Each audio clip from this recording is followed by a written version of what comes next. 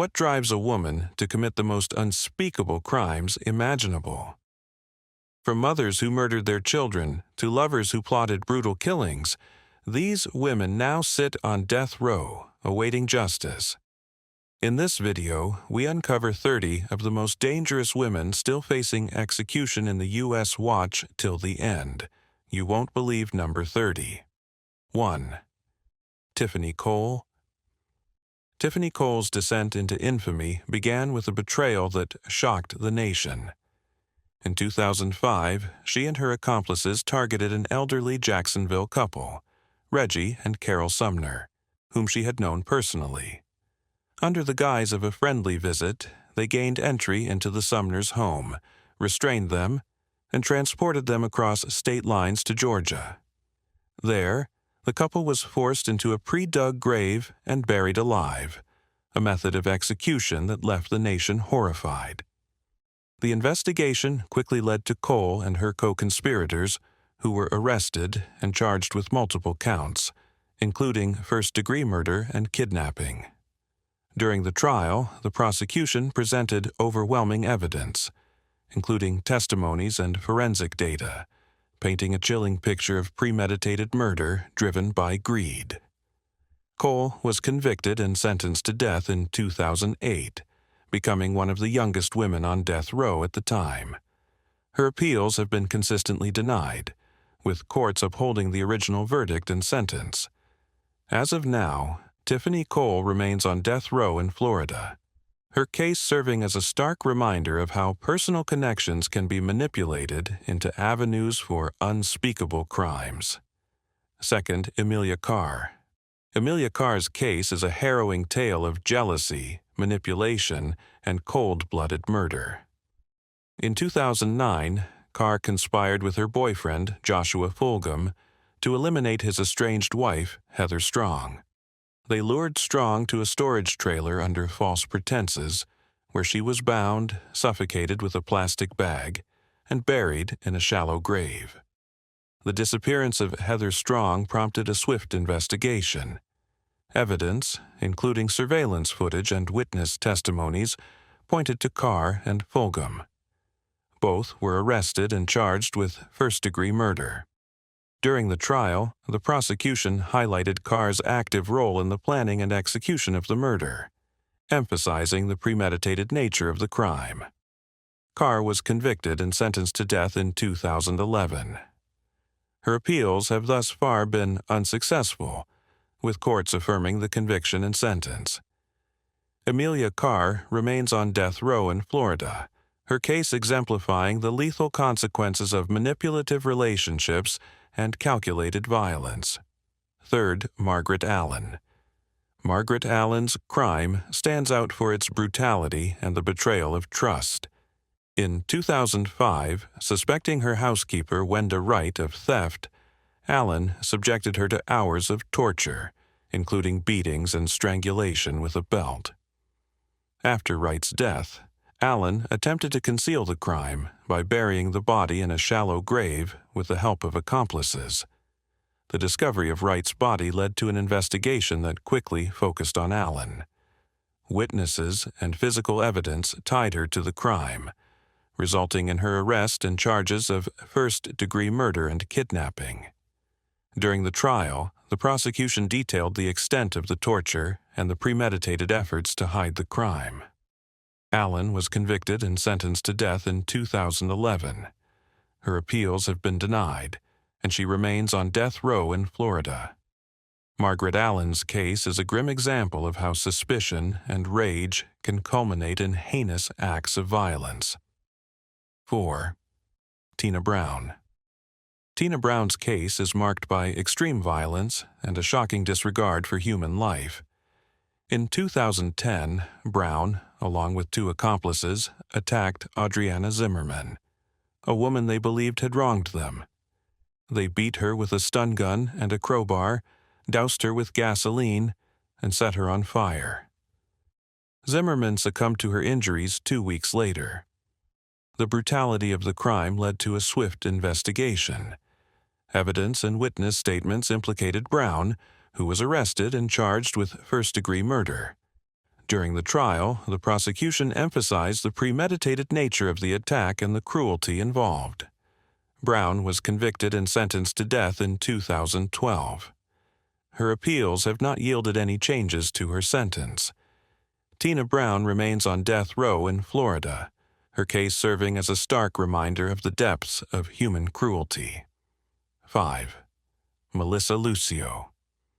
Melissa Lucio's case has garnered national attention due to questions surrounding her conviction. In 2007, her 2-year-old daughter, Mariah, died under suspicious circumstances. Lucio was arrested and charged with capital murder, accused of abusing and ultimately killing her daughter. During the trial, the prosecution presented evidence of alleged abuse, while the defense argued that Mariah's death was accidental, resulting from a fall down the stairs. Lucio was convicted and sentenced to death in 2008. Her case has since been the subject of numerous appeals and public advocacy, with supporters citing a lack of direct evidence and potential coercion during interrogation. Despite the ongoing legal battles, Lucio remains on death row in Texas. Her case continues to spark debate over the complexities of the justice system and the potential for wrongful convictions. 6th, Darlie Routier. In the quiet hours of June 6, 1996, a 911 call pierced the airwaves in Rowlett, Texas. On the other end was Darlie Routier, screaming that an intruder had broken in and stabbed her 2 young sons. But by the time police arrived, 5-year-old Damon and 6-year-old Devin were already gone, brutally stabbed with a kitchen knife. Darlie, who also had superficial wounds, claimed she fought off the attacker, but investigators saw something different. Police noted that the scene appeared staged. Blood patterns, inconsistent testimony, and the now infamous home surveillance footage showing Darlie laughing at her son's birthday party shortly after the murders raised serious doubts. The prosecution argued that financial stress, marital discord, and postpartum depression drove Darlie to kill her sons. In 1997, she was convicted of Damon's murder and sentenced to death. Darlie maintains her innocence, and her case remains one of the most controversial on death row. Supporters cite potential forensic missteps, while the state insists justice was served. Numerous appeals and DNA motions have been filed, but none have overturned the conviction. Today, Darlie Routier waits in a Texas death row cell, a mother condemned for a crime that continues to divide public opinion. Chiedma Linda Carty. Linda Carty once worked as a drug informant, but in 2001 she orchestrated a crime that shocked even hardened detectives. Desperate to keep custody of a child, she planned the kidnapping of Joanna Rodriguez and her newborn son. With help from 3 accomplices, Linda broke into Joanna's apartment, tied her up with duct tape, and threw her into the trunk of a car. Hours later, Joanna was found dead, gagged and suffocated. Her baby was found alive in a car seat. Carty was quickly arrested. The prosecution alleged she wanted to claim the infant as her own after telling people she was pregnant. Her trial moved swiftly, and in 2002 she was sentenced to death for capital murder. Her case attracted international attention due to her British citizenship and claims of ineffective legal representation. Appeals have focused on trial errors and inadequate defense, but none have succeeded in overturning her sentence. Linda Carty remains on death row, one of the few foreign nationals condemned in the U.S., her case a disturbing tale of obsession, delusion, and fatal deception. 8th, Brittany Holberg. She claimed it was self-defense. The crime scene told a different story. In 1996, Brittany Holberg murdered 80-year-old A.B. Towery Sr. in his Texas home. The World War II veteran was stabbed nearly 60 times, beaten with a hammer, a candlestick, and even a claw hammer. She stuffed a lamp pole down his throat, then robbed him of $1,400 to buy drugs. It was a frenzy of violence that shocked even seasoned homicide investigators. Holberg, a known drug user and sex worker, fled the scene and was arrested weeks later in Tennessee. During her trial, she claimed Towery attacked her first, but the jury didn't buy it. The brutality, the theft, and her criminal past sealed her fate. In 1998, she was sentenced to death. Her appeals have focused on inadequate representation and abuse suffered in her youth, but the courts have upheld the conviction. Holberg remains one of the longest-serving women on Texas death row. Her case is often cited in debates over capital punishment for women, but few dispute the savagery of the crime. 9th, Erica Shepard. On a hot summer day in 1993, Erica Shepard and her accomplice James Dickerson committed a carjacking in Houston that ended in cold-blooded murder. The victim, Marilyn Sage, was strangled with a cord in her own home before her car was stolen. Shepard and Dickerson left the body behind and took off, but it didn't take long for law enforcement to catch up. The crime scene revealed a brutal struggle, and a young mother robbed of her life for a vehicle. At trial, Shepard claimed she was coerced into participating, but the prosecution argued otherwise. The evidence showed she had a clear hand in the murder. In 1995, she was sentenced to death. Her lawyers have since presented mitigating factors, including childhood trauma and mental illness, but none were enough to spare her life. Erica Shepard remains on Texas death row as one of the state's few condemned women. Her crime, devoid of mercy or motive beyond convenience, remains one of the more senseless acts to stain the state's capital crime records. 10. Skylar DeLeon. What started as a dream of owning a yacht ended in one of California's most disturbing double homicides. In 2004, Skylar DeLeon, a former child actor turned con artist, targeted Tom and Jackie Hawks, a retired couple selling their boat. Posing as a buyer, DeLeon and accomplices took the couple out to sea, handcuffed them, tied them to an anchor and threw them overboard, alive. Their bodies were never recovered. The murder was part of a larger scheme to steal the couple's assets. Investigators were suspicious from the beginning, and within weeks, DeLeon was arrested. The case shocked the public, not only due to the horror of the crime, but also because Skylar was in the midst of transitioning and had a wife and child.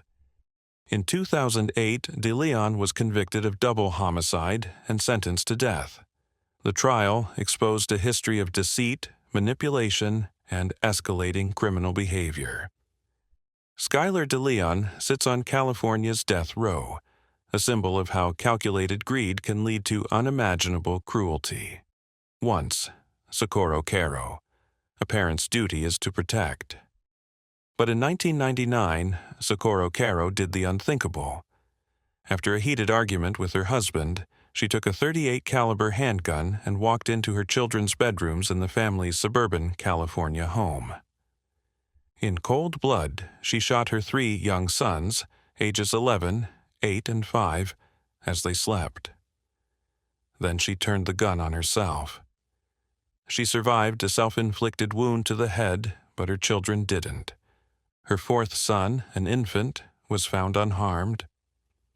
When questioned, Socorro tried to blame the murders on a home intruder, but the evidence, gun residue, blood patterns, and a suicide note, left no doubt. Prosecutors argued it was an act of revenge against her husband, Xavier Caro, a prominent doctor, for threatening divorce and custody. The jury saw premeditated malice behind a maternal mask. Caro was convicted in 2002 and sentenced to death, becoming one of California's few female death row inmates. Despite her defense citing mental illness and emotional trauma, appeals have failed. Her cell in the Central California Women's Facility is a quiet contrast to the night she forever altered her family's fate. Her case still evokes public disbelief. A mother who chose bullets over forgiveness. 12th, Krista Pike. Krista Pike holds a sinister record. She's the youngest woman sentenced to death in the United States in the modern era. At just 18, she led one of the most sadistic murders in Tennessee history. In 1995, while enrolled in a Job Corps program, Pike became jealous of a fellow student, Colleen Slemmer. Convinced Colleen was trying to steal her boyfriend, Pike lured her to an abandoned building.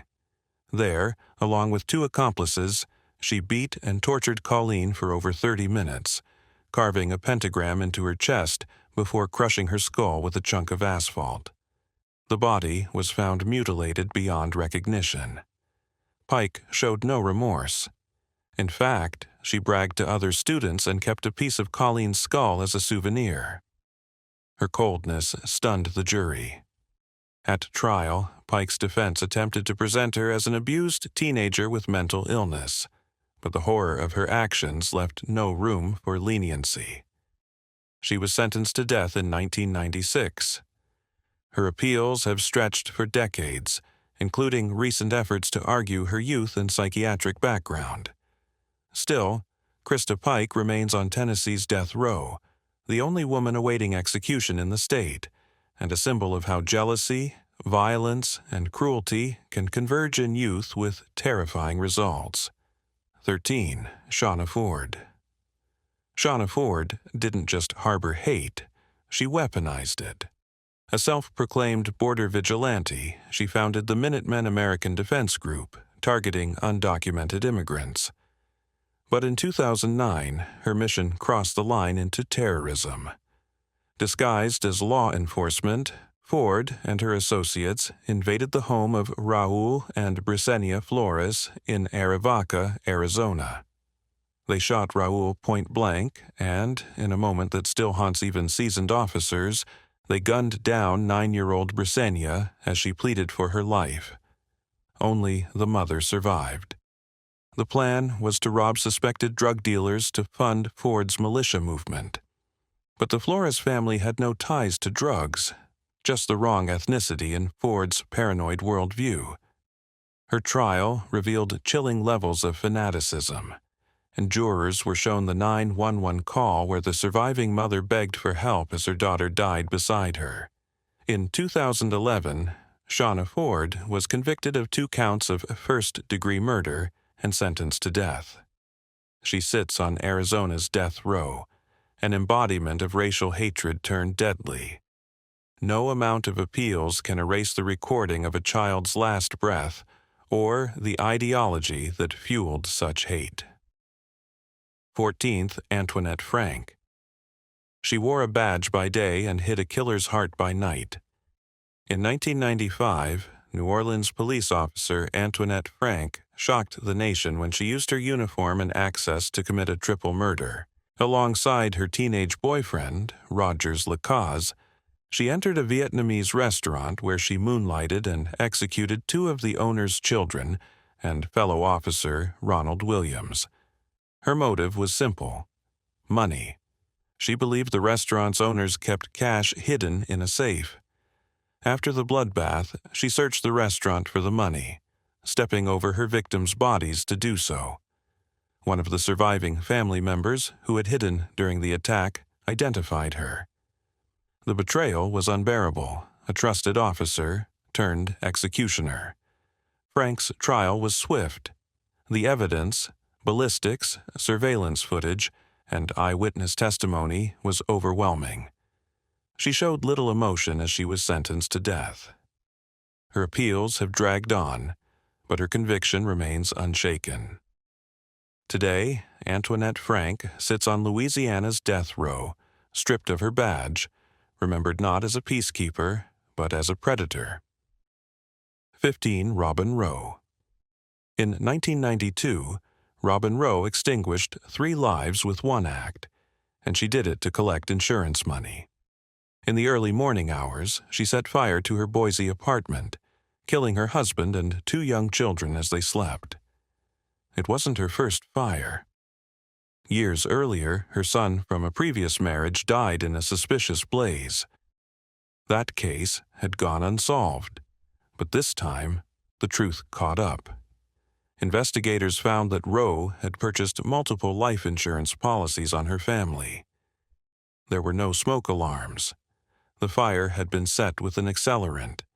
Her behavior in the aftermath raised eyebrows.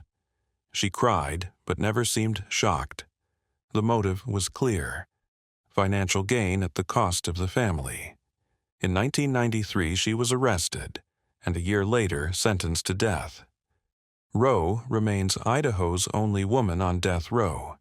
Her crime continues to disturb, a chilling portrait of calculated murder disguised in the ashes of a family home. 16, Belinda Magana. When authorities arrived at a home in Riverside in 2007, they were greeted by a nightmare. A 2-year-old boy, Benjamin M. Donovan, lay lifeless, his small body covered in bruises, bite marks, and burns. The culprit? His own mother, Belinda Magana. She hadn't just abused her son, she tortured him for weeks before his death. His injuries were so severe that even veteran medical examiners wept at the autopsy table. Magana tried to blame others. First, her boyfriend, then unseen injuries. But doctors testified that the pattern of abuse spanned weeks and could only come from someone with daily access to the child. Prosecutors called her actions sadistic. Evidence suggested she used household items like curling irons and cigarettes to inflict pain. They also found internet searches showing methods of child torture. In 2008, she was convicted of first-degree murder with the special circumstances of torture. The jury had little mercy, and she was sentenced to death. Her case sent shockwaves through California, igniting debates on child welfare failures and sentencing limits. Today, Belinda Magana is one of the most reviled women on California's death row, a symbol of maternal betrayal taken to monstrous extremes. 17th Janine Snyder. Janine Snyder didn't kill alone, but she killed with gusto. Alongside her boyfriend, James Marlowe, she embarked on a drug-fueled killing spree in 2001 that left at least 3 women dead. The most gruesome was Michelle Curran, a 25-year-old lured under false friendship. Once kidnapped, Michelle was tortured with pliers, raped, beaten, and eventually strangled. Her body was found dumped in a remote canyon outside Riverside. The crimes were sexually sadistic. Snyder reportedly joined Marlowe in the torture, with evidence showing she bit, burned, and bound her victims. Prosecutors described them as thrill killers, high on meth and pleasure from domination. When arrested, Snyder confessed casually, almost boastfully. Her chilling lack of remorse became a focal point during the trial. In 2003, she was convicted on multiple counts of murder and sentenced to death. Marlowe received the same fate. On death row, Janine Snyder remains defiant and cold, a woman whose pleasure came from suffering and whose cruelty left entire families shattered. 18. Carrie Lynn Dalton. On the surface, Carrie Lynn Dalton's story sounds like urban legend, but prosecutors were convinced it was horrifying reality. In 1988, Dalton allegedly believed her friend Irene Louise May had stolen from her. Fueled by meth, she gathered a group in a mobile home and carried out a murder so graphic the coroner had no body to examine, because there was none. According to testimony, Irene was tortured with a frying pan, a knife, a syringe of battery acid, and finally electrocuted. Her body was never recovered. Witnesses to the crime were fellow drug users, each testimony more disturbing than the last. The defense argued the story was fabricated, citing the lack of physical evidence. But the jury believed the witnesses, some of whom said they helped clean up the blood-soaked trailer. The prosecution's theory: Dalton wanted revenge and made sure Irene would vanish without a trace. Dalton was sentenced to death in 1995. For decades, her case has drawn both revulsion and skepticism. Was it a drug-fueled hallucination turned myth?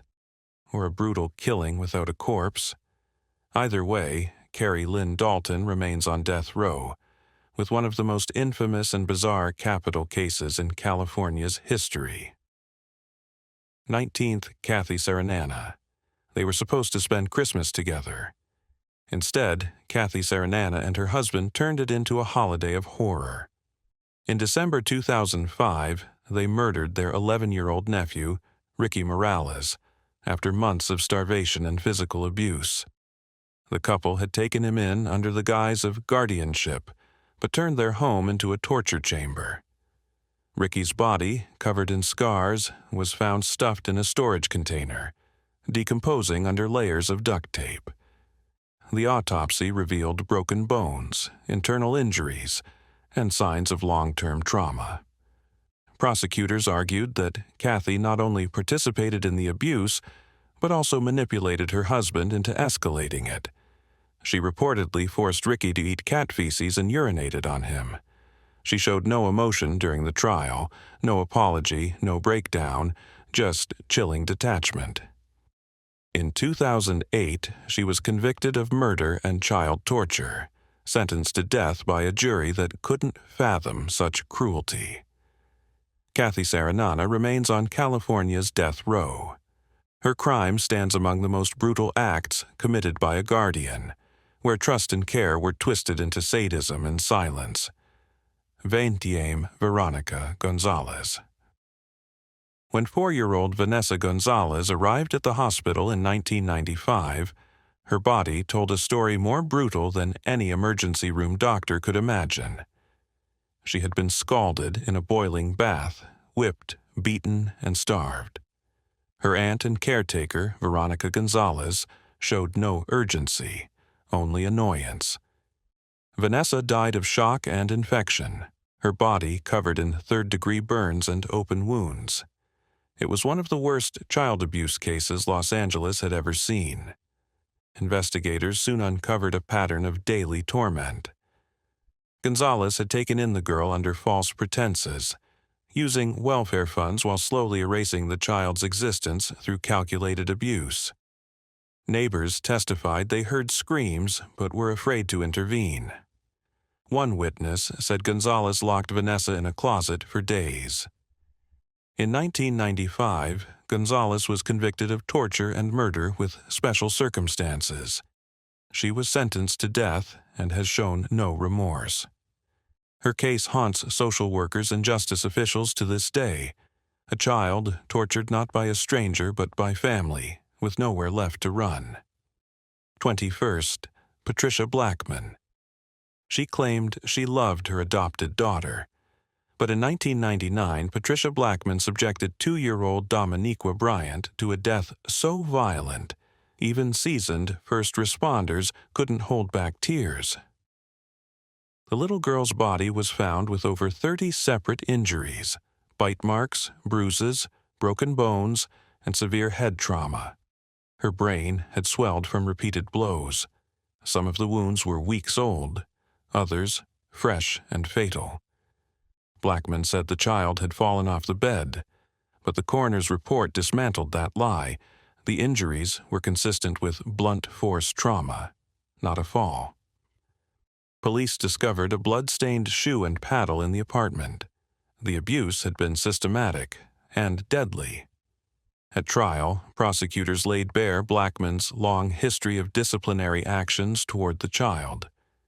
They called it a slow-motion execution of a toddler.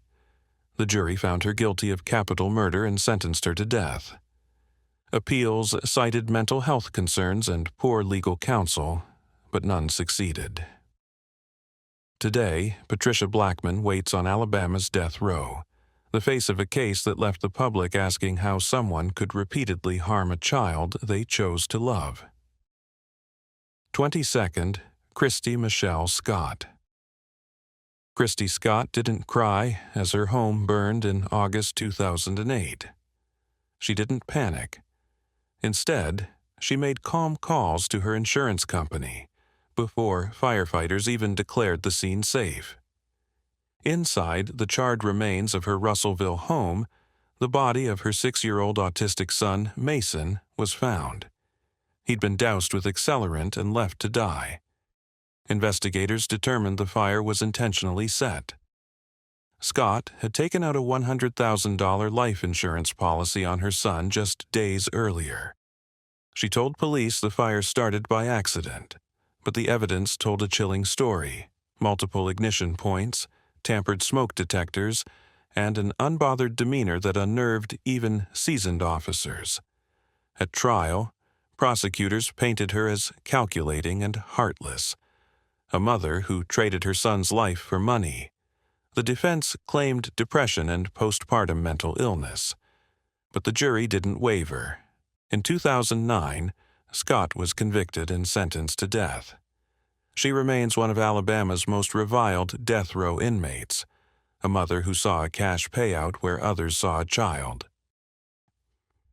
When Heather Leavell Keaton entered the lives of Jonathan and Natalie James, she promised to love and care for them. Instead, she delivered poison and pain. In 2010, Leavell Keaton was convicted of killing 3-year-old Jonathan and severely injuring his infant sister Natalie while living with their father, John DeBlas. Jonathan was poisoned with antifreeze, his body dumped in the woods like trash. Natalie was starved, duct-taped to furniture, and eventually buried in a wooded area in Alabama. Leavell Keaton and DeBlase played a gruesome game of blame in court, each accusing the other of the children's slow, torturous deaths. Ultimately, jurors believed Heather's manipulation and control were central to the abuse.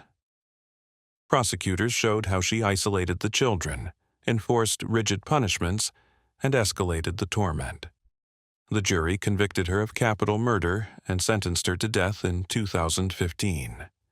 Leavell Keaton became the first woman sentenced to death in Alabama in over a decade. Her case remains one of pure evil, where a caregiver became the architect of slow, merciless suffering. 24th Virginia Caudle. In 1998, Virginia Caudle and her boyfriend Jonathan Goforth needed money. Their solution was savage. They targeted 73-year-old Lynetta White, a kind woman who had helped them before. The pair broke into her home in Lexington, beat her with a hammer, and dragged her body into the trunk of her own car before setting it on fire in a remote location. Police quickly linked Caudle to the murder. Fingerprints, witness reports, and a trail of stolen goods led straight back to her. At trial, prosecutors described her as manipulative and dangerous, someone who knew exactly what she was doing. Caudle's defense argued she didn't deliver the fatal blows, but the jury didn't buy it. She was convicted of capital murder and sentenced to death in 2000. Her appeals have focused on gender bias and claims of an unfair trial, but none succeeded. She remains on Kentucky's death row, her name etched into one of the state's most cold-blooded crimes. A friend turned killer. A helper turned monster. 25th, Lisa Jo Chamberlain. Lisa Jo Chamberlain's crime wasn't just calculated, it was gruesome beyond belief. In 2004, she and her boyfriend, Roger Gillett, murdered her cousin and his girlfriend over a petty dispute involving a trailer. They suffocated them with plastic bags, dismembered the bodies, and stuffed the remains into a deep freezer, which they then transported across state lines to Kansas. It wasn't long before the smell gave them away. A relative opened the freezer, only to find human limbs and torsos. Police arrested Chamberlain within days. At trial, jurors were shown graphic photos and chilling confessions. The prosecution called it an execution for convenience. Chamberlain claimed she was afraid of her boyfriend and acted under duress. But evidence, including her own words, proved otherwise. She was an active participant, even gleeful at times, according to witness testimony. In 2006, she was sentenced to death, becoming the only woman on Mississippi's death row. Her crime shocked the nation, not just for its horror, but for the ease with which she committed it. No remorse, no panic, just a freezer full of secrets. 26th, Donna Roberts. Donna Roberts didn't pull the trigger, but she planned everything. In 2001, she conspired with her lover, Nathaniel Jackson, to murder her ex-husband, Robert Fingerhut, in the very home they all once shared. Her motive? A life insurance payout and the promise of starting fresh, with blood on their hands. Donna handed Nathaniel the house keys, coordinated his access while he was briefly released from jail, and erased evidence from her phone and computer. When Robert returned home one night, Jackson was waiting. He shot him multiple times, execution style. Police immediately suspected foul play. But what unraveled stunned even investigators. Dozens of letters between Roberts and Jackson planning the murder in cryptic terms, phone logs, deleted emails, all pointing to a plot meticulously crafted by a woman who wanted her old life erased. In 2003, Roberts was convicted of aggravated murder with death specifications. Her defense tried to downplay her role, painting her as manipulated by Jackson, but the mountain of evidence proved otherwise. The judge called her calculating and remorseless. She became the only woman on Ohio's death row, a mastermind cloaked in charm, whose fantasy of a new beginning began with a bullet. 27th, Melissa Andreache. Melissa Andreache thought she had covered every angle. In 2010, she suffocated her disabled husband with a plastic bag while their children slept in the next room. Her motive? She claimed she was tired of taking care of him. The crime was cold, selfish, and cruel. But what shocked jurors most was what came next. Melissa went about her routine like nothing had happened. She dropped her kids off at school, she made appointments, and she lied to police for days, pretending her husband had died of natural causes. But the autopsy told a darker story: signs of asphyxiation, bruising on his face, and the telltale pressure marks around his mouth and nose. Her trial painted her as a woman who viewed people as burdens. Prosecutors revealed text messages where she described her husband as dead weight. She never cried in court, never apologized, just sat, blank, detached. She was convicted of first-degree murder and sentenced to death. Melissa Andreache remains one of the few women on death row in Pennsylvania. Her case is remembered as one of shocking heartlessness, where convenience outweighed love and a caregiver turned killer.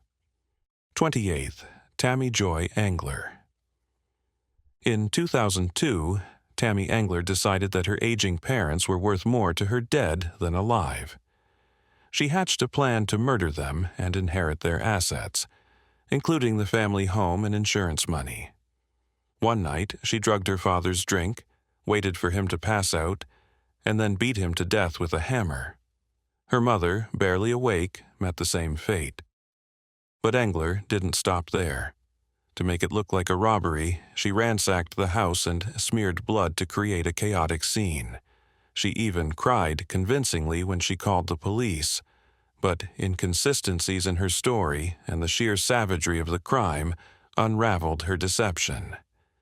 Blood spatter analysis, a missing murder weapon later found in her car, and security camera footage from a pharmacy where she purchased sedatives, all led straight back to Tammy.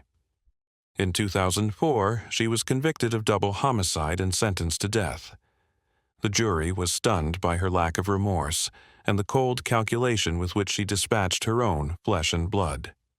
Engler remains on death row in North Carolina, her name synonymous with greed-fueled patricide.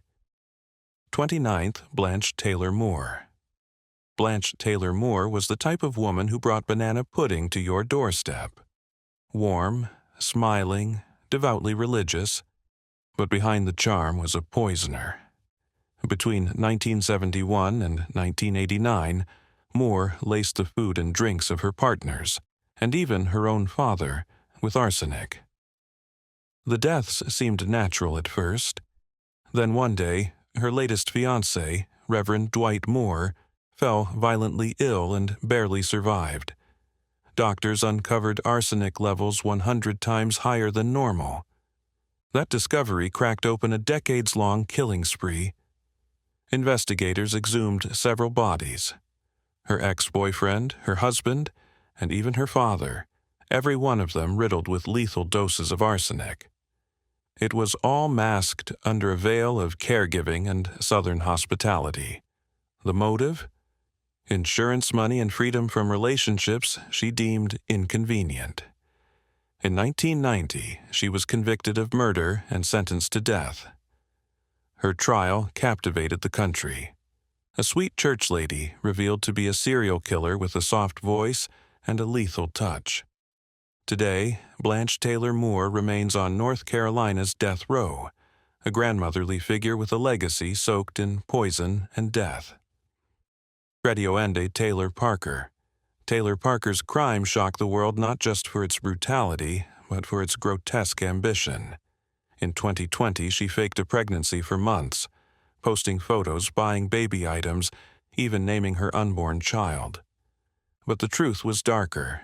She had no baby, and when the lie ran out of time, she found one to steal. She stalked 21-year-old expectant mother Reagan Hancock on social media, then visited her home under friendly pretenses.